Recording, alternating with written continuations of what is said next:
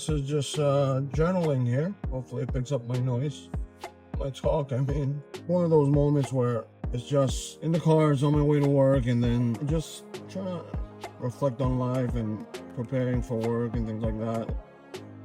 For instance, I don't get it, dude, but definitely just grateful and try my best to do my best to pass on knowledge and just be there for people at work, give value, and do my best to just give value in whatever capacity I am doing. As you can see, some people here in the Philippines, safety is, I don't know, man, it's not there. But I live about 25 to 30 minutes, depending on the traffic. But with zero traffic, I live about, I would have to say 25 minutes in the office. Mind you, it is like probably 7:30 right now. I try my best to get to the office, I mean, optimistically, if the baby doesn't give any crazy stuff, or I can wrap up everything I'm doing, I try my best to be at the office by 7:30, if not before 8, definitely. Today I have a meeting, and today's gonna be an important day for me because I gotta do some coaching. I have to, I gotta do some coaching on a few people, generally speaking, on just slight adjustments. That should be fun. I mean, as past couple of days, I just been in pain, a lot of pain because of my back. So many of you don't know, or maybe I told the story before. It might be the first time you guys are hearing this, but I used to work for a carpet cleaning company, and unfortunately, at one of the job sites, I fell off a balcony. So it was about 30 feet, and unfortunately, I plummeted into a parking lot, which obviously is cement. Some parking lots are dirt, but this one was cement, and it just jacked up my back, to be honest with you, to the point where it just jacked up my back really bad. I mean, I have herniated disc, bulging disc, and I've been trying to manage it for so many years now. I have flare-ups from time to time. However, times like this really teach you about, for me, resilience, pushing through, thinking about something that's above you or beyond you. So I don't know if any of you have had experience long-term back pain, but yeah, it can really hinder or just change your quality of life. It can just change your demeanor sometimes. I'm not saying that I'm this positive all the time. I am saying that it is hard to maintain an air of positivity when you're going through consistent pain. But now the nugget that I have gotten from it from a long time ago, because they proposed for me, or they recommended I get the back surgery to fuse your spine. I said nope. I saw people during physical therapy with that, and I was just like, nah, man, I don't want to be like that for the rest of my life. And some of them did say if they had another chance, they wouldn't have done it. So that is all I'm saying. This is all I'm saying, man. But nonetheless, I'm really trying to approach this in a way where, or just takeaways of where I am mentally, is that I'm just grateful that I can even wake up and not be in that much pain, right? Because pain management is everything. That's physical pain management, as well as, for me, mentally pain management, managing the pain. For those of you who don't know, I'm pretty God-centered, so which brings me to my I gotta buy it. I gotta buy a Bible I can walk around with a zip up and stuff. But my point is I'm really in this mode of gratefulness, where I don't have the best back. I don't have the certain things in life that I didn't reach, but it's okay. As long as I have energy to do this every single day, I can keep going after it. And I gotta thank one person for that all the time, and it's a man above. Now, with that said, I do know, I do pray for, you know, being safe, sharp, and wise, but, you know, could be to consistently, I also pray to consistently have that drive, that energy, don't you? Because at the end of the day, I really believe my purpose is just to help as many people as I can, and more right now targeting Filipinos, and just to changing their outlook sometimes, like just adjusting to cultural norms that they're just, you know, they're just part of the culture, but they're not. Some of those things, they don't need to what's the word I'm looking for? They don't need to define you, right? They don't need to define you. People are always adapting, and Filipinos are some of the best people that can adapt. So for me, this is a very key thing about when I speak with people here, is that, you know, like, you don't have to be that person with those particular traits all your life, you know, like, and to be brutally honest, you don't need, I mean, for me, this is my perspective, you don't need crazy amounts of people to motivate you, you know, like, you know, I only have a very, very, very small circle of friends that I can rely on and count on to give me the honest opinions, to do this and do that, because honestly, I believe that's all you need. Yeah, a tight circle of friends is like, that's, I have come to realize that that's where my life is going. Having just a small circle of friends that I can actually trust, guide, and all, I mean trust, listen to, help guide me in some of my decisions and things like that. But nonetheless, I'm at that position right now where I'm just grateful, man. I really am. I you know, like, today we hit a hurdle with one of our businesses, and, you know, my wife was a bit saddened by it, but I said, we're in it too deep. I believe in you. We work really hard for this business, but we have to push forward. We can't sit here right now. We have to find ways to keep pushing forward. We might not have the money now, but we're going to find a way to keep pushing forward, because God will never leave us. Well, I guess a better way is we because we don't leave God, we're both God-centered. I'm always going to go to God for support. And it might not happen tomorrow. It might not happen a week from now. It might not happen a few months from now. But I'm walking towards that direction and climbing up to that direction consistently.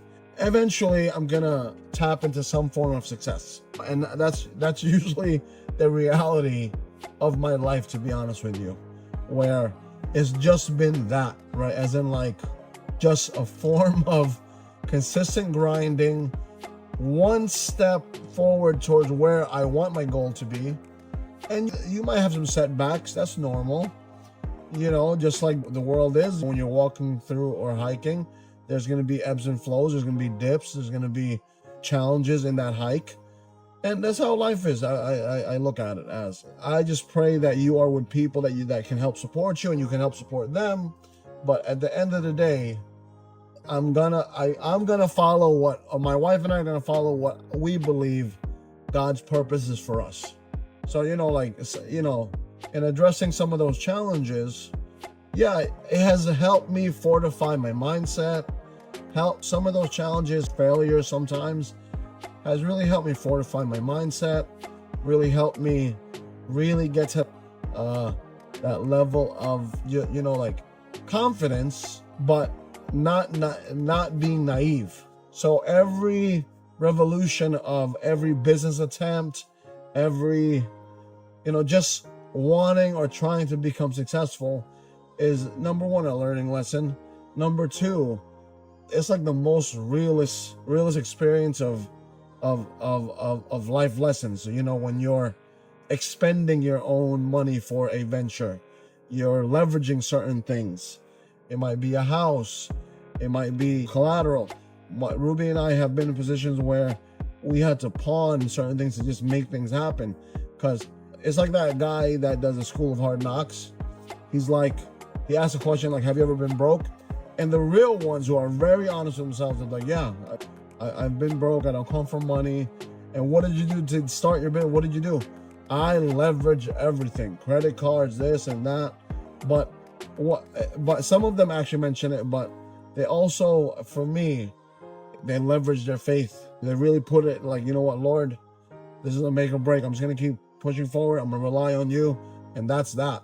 And, you know, for those of you who might not want to listen to that, I don't know what to tell you, man. You know, like, and I recently did a speech in one of the colleges. I'll put a video up here eventually.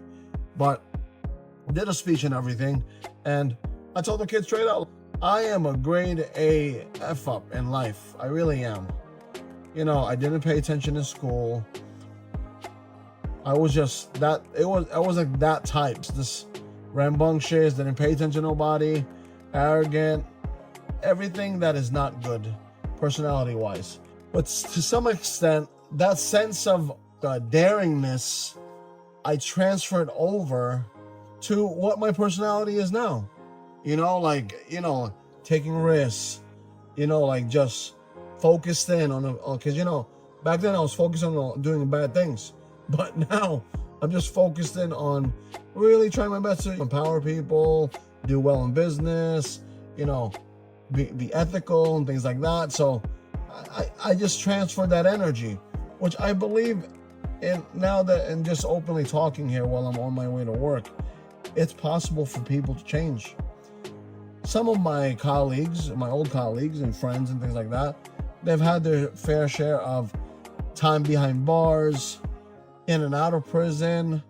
From my class, I've heard of people unfortunately passing away because of the lifestyle.